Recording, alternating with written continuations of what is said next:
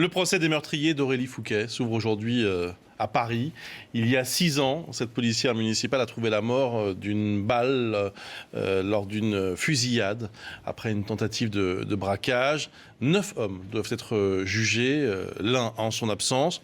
Alors parmi ces hommes, il y a une figure du banditisme français, un multirécidiviste. Il s'appelle Redouane Faïd. Bonjour Jean-Michel de Cugies. Vous l'aviez rencontré. C'est un grand bandit qui se présentait comme un type en réinsertion.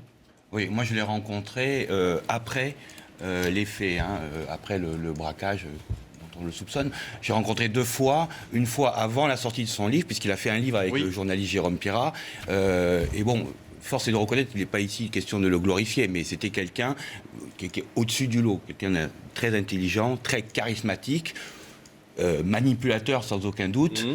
D'ailleurs, c'est l'expertise psychiatrique le décrit comme très intelligent, très charismatique, mais aussi très manipulateur. Alors moi, il se présentait effectivement à l'époque comme sur le chemin de la réinsertion. Il travaillait, je l'avais rencontré pas loin de son travail, il participait à des scénarios de films, il voulait se réinsérer dans le cinéma, dans la culture, mais force est de reconnaître que, en tout cas, si il est condamné à la fin du mois, là, c'était à l'époque où effectivement il préparait ce braquage qui a mal tourné, puisqu'on le considère comme, on le soupçonne, on l'accuse d'être le cerveau de ce braquage qui a été complètement raté. Est-ce que c'est un personnage vraiment complètement à part, ou est-ce que c'est au contraire le symbole d'une nouvelle génération de voyous ?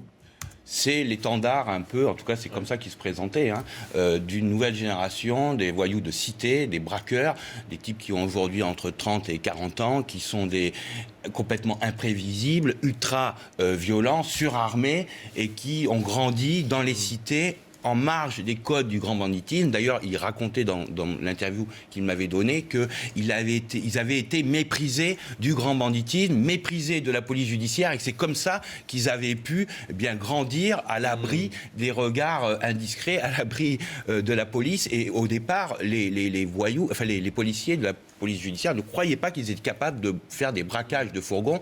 Et lui, cette anecdote incroyable qui est très connue aujourd'hui, racontait qu'il avait fait son premier braquage de fourgon en s'inspirant du film Hit de Michael Mann, en le voyant 7 fois au cinéma, en regardant des centaines de fois sa vidéo et en reproduisant exactement le scénario du film. Ils avaient braqué à 4, dans le film ils étaient 4, ils avaient mis des masques d'hockeyeurs et ils avaient pour la première fois braqué des fourgons de façon différente de celle du grand banditisme. Jean-Michel, là on l'accuse d'être le cerveau de l'opération. Alors on l'a accusé d'abord d'avoir participé même à la fusillade. En fait, ce n'est plus acquis, il n'y a aucune preuve matérielle, et on l'accuse effectivement d'avoir été le cerveau de ce braquage. Pourquoi ? Parce qu'il est le dénominateur commun, le lien entre plusieurs voyous mis en examen dans ce dossier, parce que la veille du braquage, on voit en voiture avec une Laguna être à la tête d'un convoi dans lequel on retrouvera 2 voitures volées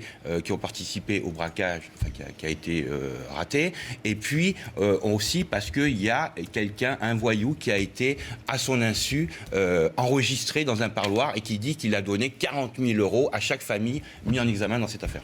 Merci beaucoup Jean-Michel de Cugies pour toutes ces précisions donc, sur Redouane Faïd, qui est l'un des hommes jugés à partir d'aujourd'hui donc, pour le meurtre notamment d'Aurélie Fouquet devant les assises de Paris.